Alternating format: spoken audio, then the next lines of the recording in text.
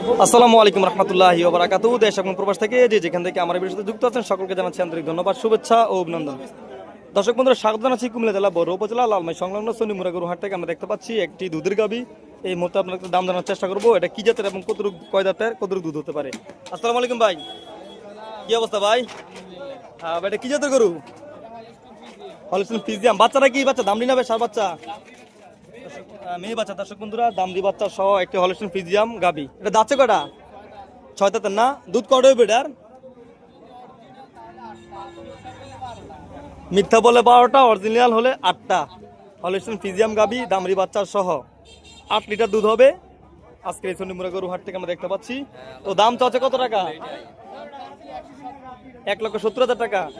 দর্শক বন্ধুরা, 1,70,000 টাকা চাওয়া দাম। 8 লিটার দুধ হবে, দামড়ি বাচ্চা সহ আজকে সোনিমুরা গরু হাটে।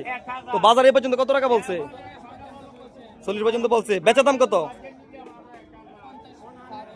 50 প্লাস হলে বিক্রি হবে না? দর্শক বন্ধুরা, 50 পার হলে বিক্রি করবে। আর কো গরু? আর কো?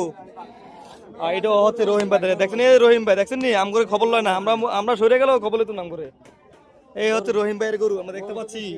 অনেক বড় ব্যাপারী ভাই, কিন্তু সবসময় 8 থেকে 10টা গরু নিয়ে আসে, সবগুলো হচ্ছে দুধের গাবি। হ্যাঁ, দুটো আপন ভাইতে শেয়ারে কয়, এটা তো দেখা যেতেছে। তো রহিম ভাই, তো আজকে গরু কটা আনছেন?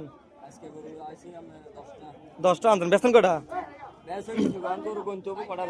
60টা আছে আর। আচ্ছা, এই গরুটার দাম চাচ্ছে কত টাকা এটার?